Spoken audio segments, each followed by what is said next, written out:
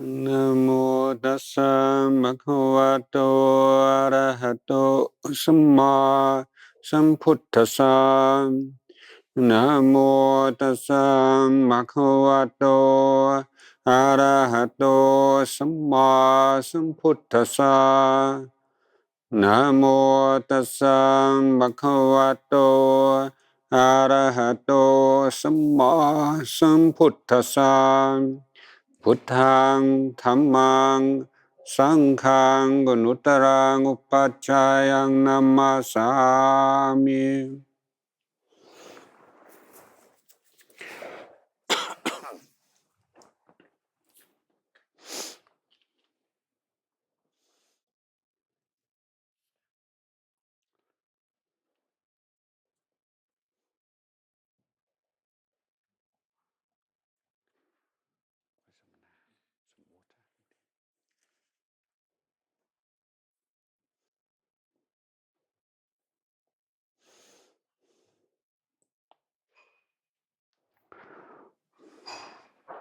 So I'd just like to begin this evening with a few words about my own path into monkhood, into Buddhist monastic form.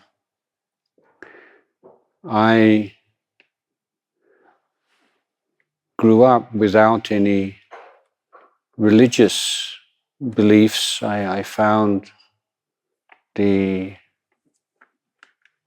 religious tradition in the country in which I was born as alien and baffling. I couldn't make any sense of it. It didn't mean anything to me at all. And as a child, I thought that religion meant believing in things. You had a set of things that you believed in, and then you tried to live by them. And it didn't seem to me that that was really necessary. In my teenage years, a few questions started to arise in my mind. And the major one was, what's a good way to live? Or what's the best way to live? I wasn't even sure whether that was a legitimate question, whether you can compare lives and say, that's a better life than this one, in the way that you could with material objects.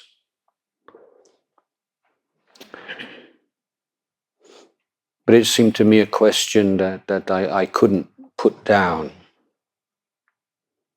And the other question that went round and round in my head was, why is there so much suffering in the world? Why is there so much cruelty? Why is there so much injustice? Is it just the way things are and something which has to be accepted? Or is it possible that the amount of suffering in the world could be reduced? And if the amount of suffering in the world is not a fixed thing that we simply have to make peace with, but can be reduced, then what is the responsibility of every human being towards trying to participate in that reduction of suffering? So these questions led me on a long search, mostly through reading,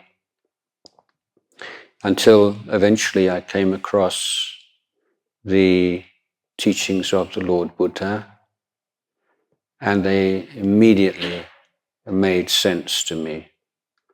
I had no sense that this was an exotic Asian philosophy, but it seemed obvious. There was just no not a single sentence, not a single phrase that I could reject or argue with. So at the age of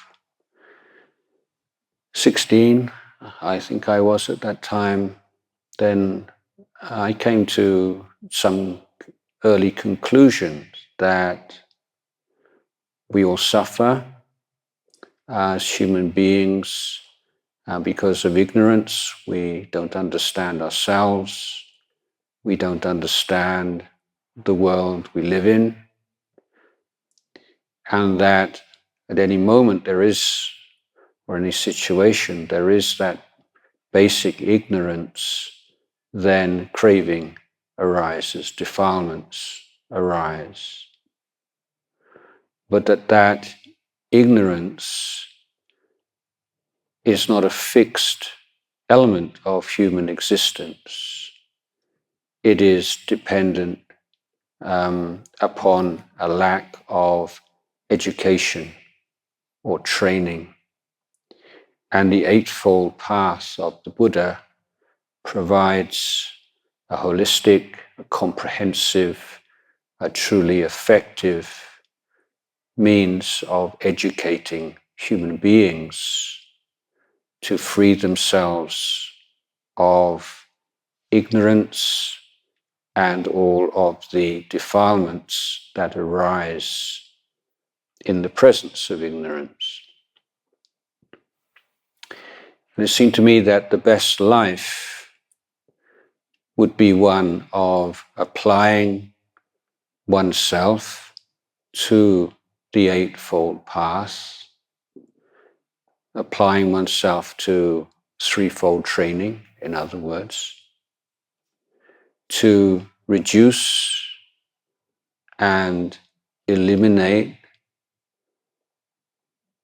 if possible, ignorance, to realize liberation, and to share that knowledge with others.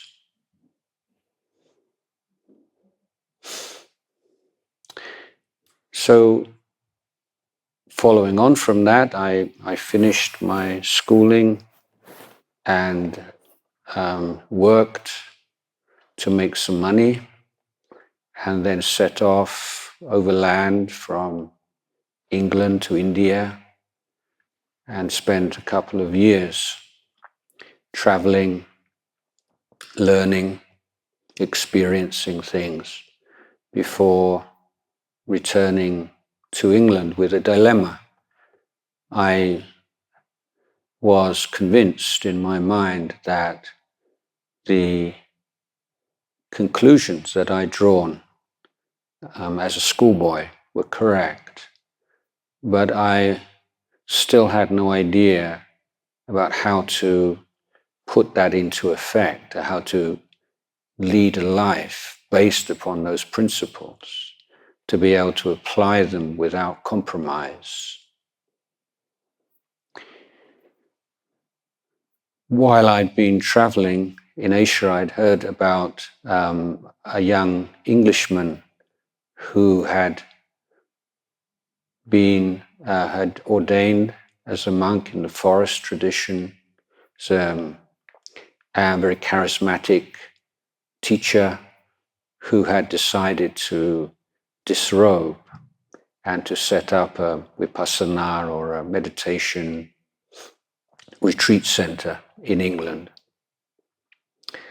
And so I applied to participate in a 10-day course. It was the first such course I'd ever attended. And in the evening Dhamma talks, his teacher would tell stories about his life as a monk in Thailand. And suddenly it was just completely obvious to me what I'd been looking for, the way of life that I'd been looking for was the way of the bhikkhu. some months later, I joined Ajahn Sumedho's community in England and spent the Vasa of 1978 just outside Oxford, a place called Oakenhall. And following that, went to Thailand because for me, my goal, my ideal was to be a bhikkhu in a Buddhist country, in a Buddhist environment, Buddhist culture. I had no interest in propagating Buddhism in non-Buddhist countries. And I was fortunate enough to be accepted as a student by Venerable Ajahn Chah, and I became his Satimiharika, his my Upajjhaya in 1980.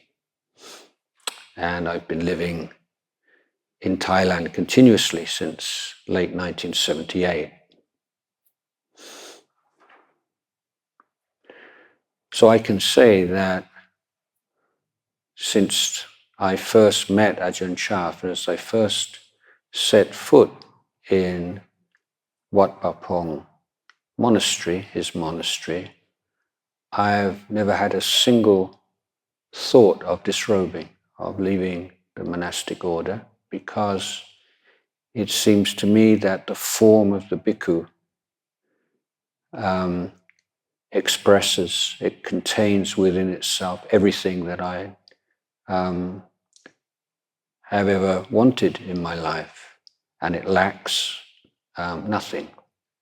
It is, for me, the very best way to be a human being in this realm.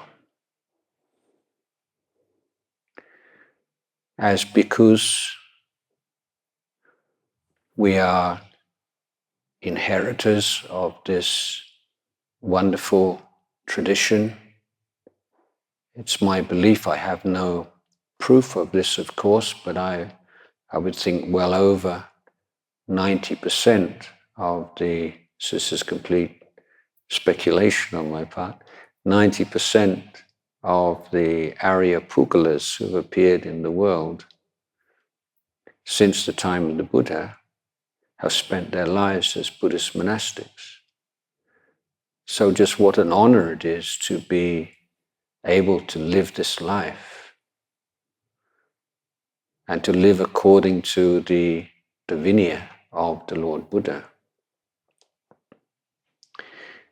In Thailand, and I think in Burma sometime, we can get quite excited about Buddha relics. And I myself love to go and pay respects to Buddha relics. But the most profound Buddha relics are the Dhamma Vinaya that the Buddha left behind for us to live our lives by. So when you think that all of the Sikkhapadas in the Patimokkha, all of the regulations that we lead our lives by, these are not arbitrary, they weren't devised by wealthy people to maintain their hold on power. Every single rule was devised by a fully enlightened Buddha. That's quite incredible to reflect upon. And if we were all fortunate enough to be offered a time machine and we were to be able to transport ourselves back to Veluwana or to Savatthi, at the time of the Buddha, if we were to walk into those monasteries and we were to see Venerable Sariputta and all his disciples walking up and down, or Venerable Mahamoggallana, and we were to go over and bow to them, I think we would all be acknowledged. And they would say, yeah, we're bhikkhus. So there is that unbroken lineage a fellow monk made a wonderful observation to me some time ago. He said, if you study human history over the past 2,500 and more years, all the upheavals and the wars and the famines and the prosperous and the unprosperous periods of all the things that have been going on throughout the world, every 15th day of that whole period, there has been communities of bhikkhus coming together and chanting the Patimokkha. You think 2,600 years in terms of Patimokkha's, how many Patimokkha's there have been? There's not been a single Patimokkha where there hasn't been a community of bhikkhus, whether it's in Sri Lanka or Burma or Thailand or wherever. There's that kind of continuity. So that's a kind of a vertical continuity, lineage. And then we have this horizontal connection. So I am being born as a bhikkhu and brought up and lived my life as a bhikkhu in Thailand, most of you in Burma. But we meet and we're immediately, we know we're part of the same Sangha. And we meet bhikkhus from Sri Lanka and Cambodia and so on.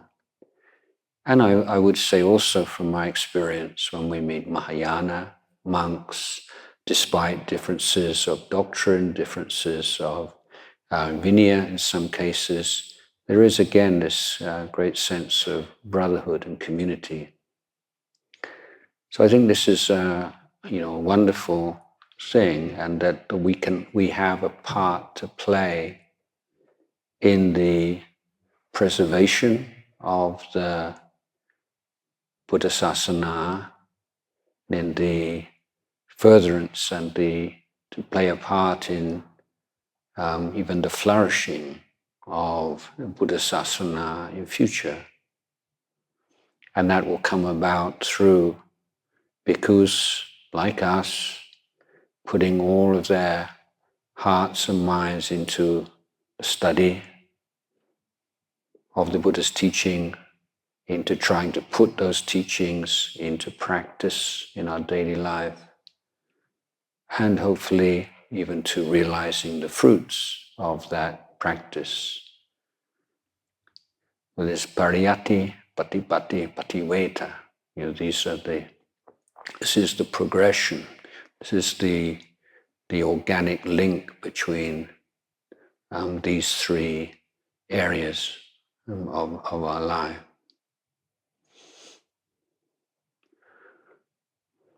In terms of patipati and practice, there are so many different approaches these days, and many of them are like technique oriented, and we have traditions which are identified by particular meditation technique that is taught by the teacher or the founder of that tradition. My teacher was not identified with any one specific technique, although he would generally teach Anapanasati more than any other technique. But the emphasis was on the threefold training and appreciation of how that threefold training is developed in harmony. That is to say, that it's not a step-by-step process, but one in which at any one time there have to be elements of the training of conduct, elements of the training of the heart, elements of training wisdom, simply that one of those three areas of the training may take precedence, may be to the fore, and to be supported, backed up by the other two. So in the case of sila, then at the very least we need to have the wisdom and understanding of why exactly each precept or each sikkhapada is important to keep and to take care of and to practice by. In keeping precepts, then we see how important the development of mental qualities, virtues, particularly mindfulness, sati, khanti, patient endurance, and metta. These three we can see again and again how they strengthen our practice of sila. Hiriyottappa are not fixed qualities of the heart, but they can be cultivated, they can be developed through application, particularly in the wisdom faculty, yoniso manasikara. So these three areas of the training always showing this profound interplay. We develop this practice of sila, the intention to refrain, and our ability to maintain our sila is dependent upon our wisdom, our understanding, our reflective ability, our yoniso manasikara, and dependent upon hiriyottappa, on mindfulness, on patient endurance, on metta, karuna. In our development of meditation, in which we're specifically applying ourselves to the abandonment of the unwholesome, development of the wholesome, and then keeping our precepts well, with integrity, cuts down radically feelings of regret, of remorse, mental agitation, and through keeping our precepts, we have wholesome sense of pride and a feeling of self-respect and friendship with ourselves. We like to be with ourselves. One of the many drawbacks of poor sila, or not keeping sila, is that it's very unpleasant to be with yourself. So people with poor sila tend to get caught up in all kinds of distraction to prevent themselves having to be with themselves. So sila gives us the motivation and the interest, enjoyment of being with oneself and learning how to train the mind. And the Buddha said, where there's no wisdom, there's no jhana, no wisdom, no meditation, no wisdom, no meditation. So we need to be using our intelligence to be dealing with hindrances as well, and using our reflective abilities. Wisdom, of course, itself coming when there is a firm foundation of sila and mental cultivation of all the virtues that support wisdom. So I think it's a very useful, fruitful reflection on the Eightfold Path seen as the threefold training, and that's very much the emphasis in my tradition.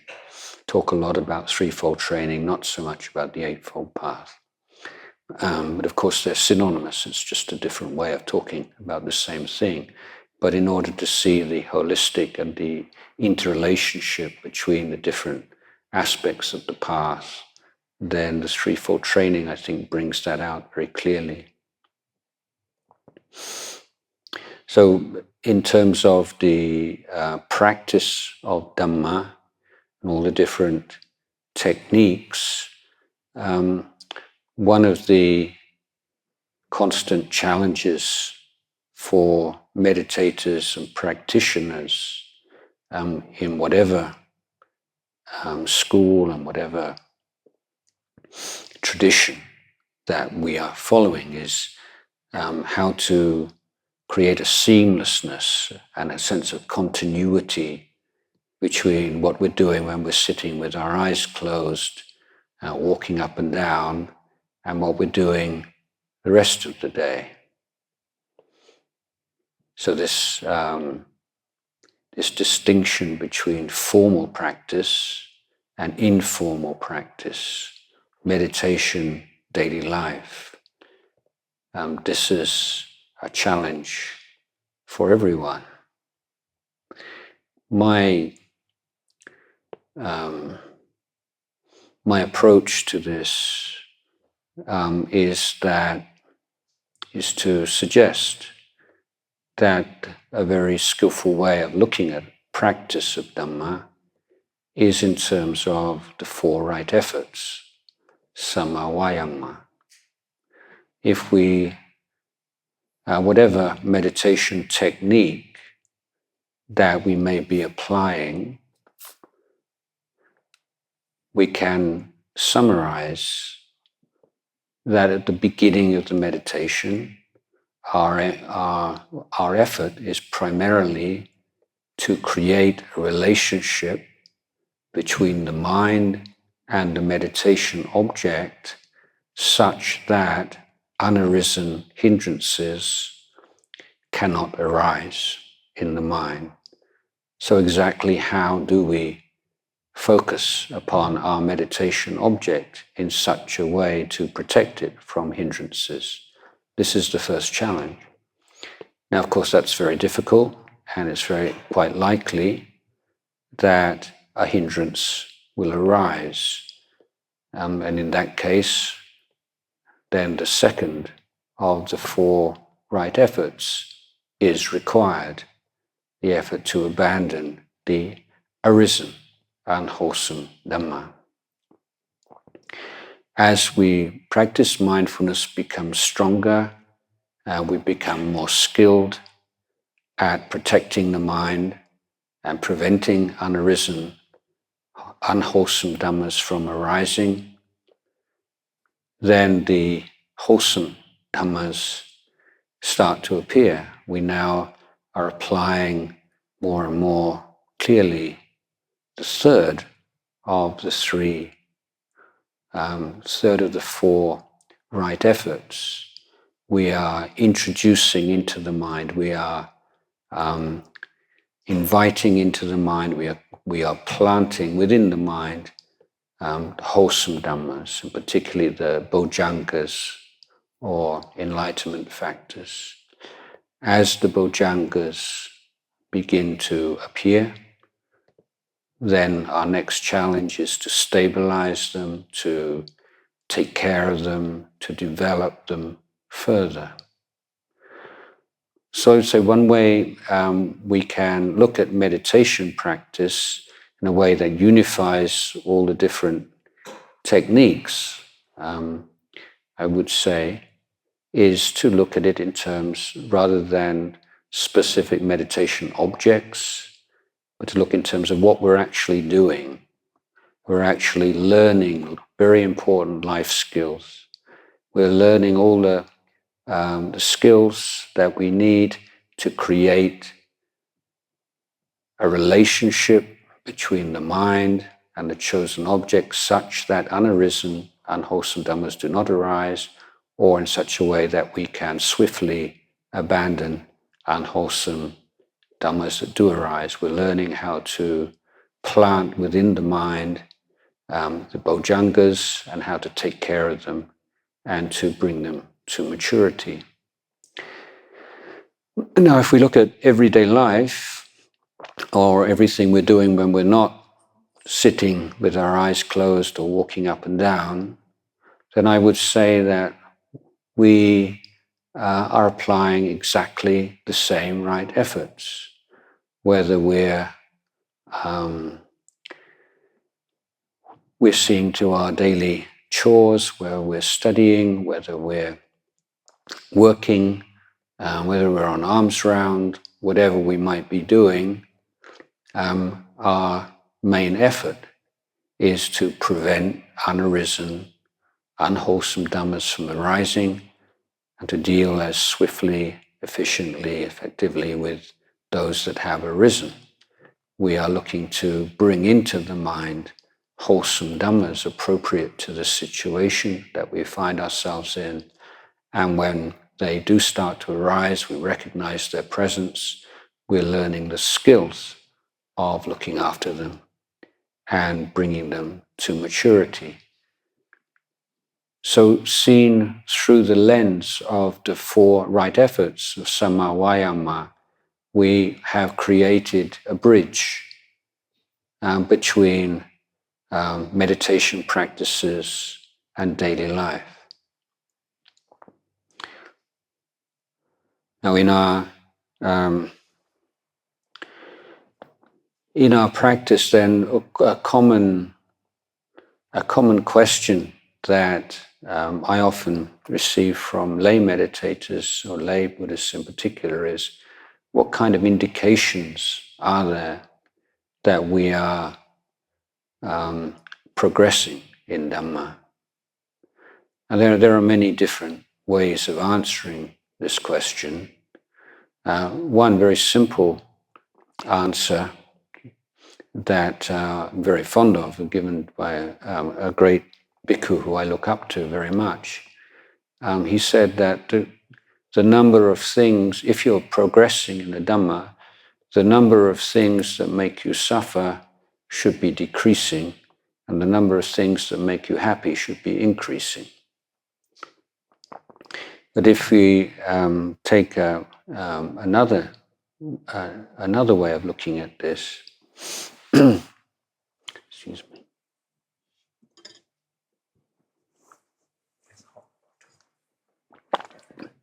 I would say that just one of many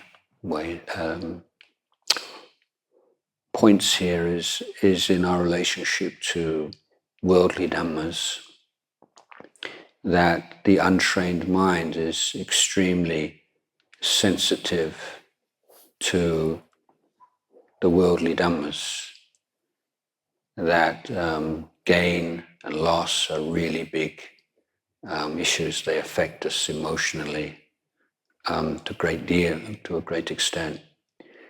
Praise and blame, again, the untrained mind is incredibly sensitive to praise and blame. So gain and loss, status, loss of status, praise and blame, pleasure and pain, these are the 8 worldly winds that blow the worldly mind around. As we're practicing in Dhamma, we become less and less sensitive to those worldly winds, and you may well have had an experience where maybe somebody treats you very badly, unexpectedly accuses you of something that you haven't done, for example, and the person walks away, and you look at your heart and you realize that you're not suffering very much, and you think to yourself, wow, even a year or two ago, if somebody had treated me like that, I would have been so upset. I would maybe not been able to sleep at night. I've been so upset. But now I feel very little. I feel something, but very little. So this is one thing that can be observed. I think the best time to observe yourself is when things happen unexpectedly. And suddenly you're put in a situation, you have no time to prepare for it. And that's a real test of your mindfulness, of your equanimity, of your loving kindness, or whatever. But I would also say that at the same time, as the mind becomes very solid and there's an unmovable aspect of the mind that starts to manifest, we become very sensitive to dukkha, much more sensitive. And the suffering of others, which for the untrained mind, we can be very insensitive to or turn our backs on. We don't want to have to deal with it, makes us depressed or anxious. The mind is moved by dukkha in a way that it has never been before. Earlier we were having some discussion about karuna, and for me it's significant that the Buddha realized liberation under the Bodhi tree in Bodh Gaya through wisdom. But after the Lord Buddha had enjoyed the fruits of liberation for not so many days at all, really, considering the huge amount of effort that had preceded it, his mind turned to this question of whether or not he should teach others. And we know this story that he, for some short while at least, he started to doubt whether this teaching was too profound for other human beings to appreciate or to benefit from. And then as the story goes, the Brahma, Sahampati, came down and reassured him that there are beings with little dust in their eyes who can indeed benefit and can indeed realize the fruits of holy life in following teachings of Lord Buddha. So the Buddha got up and walked all the way to Sarnath. It's like 200 and something kilometers. And in order to teach the Panchavakkhya, the 5 ascetics, and then for the following 45 years, he spent nearly all of his waking moments teaching others, teaching them the path to liberation. So for me, the Buddha's wisdom manifested in compassion. And then the expressions of the Buddha's compassion over the next 45 years were guided, were molded by wisdom. The Buddha's constantly developing ways of expressing these profound truths in language, in images, in metaphors, similes, stories that will be most effective in opening people's eyes to the truth. So this very profound relationship between panya and karuna, seen in the life of the Buddha himself. And the Buddha was enlightened with wisdom, and that wisdom resulted in karuna, compassion, and motivated by compassion, the Buddha used his great wisdom and understanding to propagate the teachings that lead to freedom from suffering.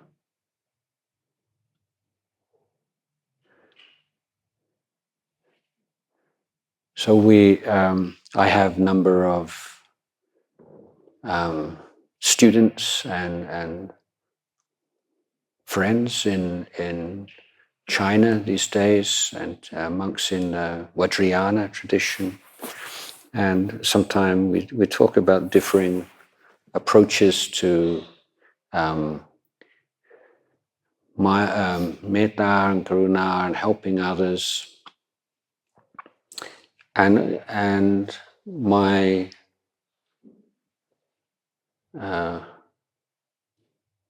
my presentation, if you like, of the Theravada way is to say that in Theravada, it's not that we don't have compassion for others, maybe don't talk about it quite so much, but our emphasis is on the helping self and others together. That the more you truly help yourself, the more you are able to help others. The more you help others wisely, the more you can help yourself. This principle goes back to the time of the Buddha himself. Remember teaching the acrobat and his helper. So to give a very simple example of this, there are many people who feel great wish to try to make the world a better place, to help to alleviate the suffering in the world, and they join organizations devoted to noble causes. But in the cases where they lack that internal culture, they're not developing themselves, they don't know how to look after their own minds, then in many cases, a year or two down the road, they get completely burnt out. And so their heroic efforts to help others are very short-lived. Or else something that we can observe quite often in groups of people devoted to helping others is that they quarrel a lot. They have a lot of arguments because it's not just for themselves that they're concerned. It's for the welfare of others. So they feel very passionate about their beliefs. And so there tends to be a great deal of ditthimana, attachment to views and opinions, which undermines the effectiveness of their work. Also commonly observed is that if you are successful at anything in the world, you're going to receive a lot of praise and blame. And if you have not developed that inner strength, an inner wisdom, then you will fall into the traps of praise and blame. So the wish to help others, that kind of compassion, lacking wisdom, can be very short-lived, and it can bring all kinds of problems when there is a lack of wisdom. So as in the Theravada tradition, what I'm saying is, like we say, you can't just give yourself to others like this kind of bodhisattva ideal. We say you have to know how to look after yourself if you really want to help others effectively over a long period of time, like 20 years, 30 years, 40 years, 50 years, not just a couple of years until you get completely burnt out. So we're talking about a harmony of effort, harmonizing one's effort towards training oneself and to helping others. But as we practice in the formal sense of that word, the meditation practice, and this is sometimes portrayed as being like a selfish pursuit, then as meditators, we can only say, well, the thing that we wear away through meditation and constantly rubbing and eroding away is that sense of self and self-importance, and that the fears and anxieties and desires based upon the conceit of me and mine. So the more we practice, the less of the asmimana there is, the less of the ahankara, mamankara. We're not creating self and ideas of possession in the same way. So the less and less you take seriously this idea of me and mine, the more you look closely, it just crumbles away. It can't sustain any serious investigation. So the more that the sense of self starts to melt or to crumble, then the more the compassion for others arises, because it's not just that sense of distinction between self and others is no longer so rigid and so obvious as it was. And so it's not a sense of working to be free from my suffering, but it's suffering wherever it appears, in whatever form. There is that wish to alleviate suffering, to eliminate suffering by abandoning its causes. And to do that through practice of Eightfold Path or the Threefold Training, and to promote and to explain and to share one's understanding of that training with others. So I'm very much in harmony and in agreement with Ajahn Kamai's views on the importance of karuna. It's very much chimes with my own approach and understanding of this. Seems to me that wisdom and karuna go hand in hand, and that the wiser you are, the more compassionate you are. The more compassionate you are, if it's a compassion in the sense that the Buddha was teaching, then the more wisdom we find, because it's through the recognition of dukkha, the first noble truth. Four noble truths, they're all to be found in that recognition, that comprehension of the first noble truth. There is dukkha. The dukkha is like the great riddle, the one thing that we need to understand. As the Buddha's enlightenment. Enlightenment is the comprehension of dukkha. So that means that apart from arahants, we don't really know what dukkha means. When we think, well, we can use the word suffering very glibly, but we don't really understand what dukkha means. This is what enlightenment is. The liberation is the true understanding of this meaning of dukkha. But the more that we look closely at the five khandhas, we look closely at this body and mind, we learn from our experiences in meditation, we learn from our experiences in the world,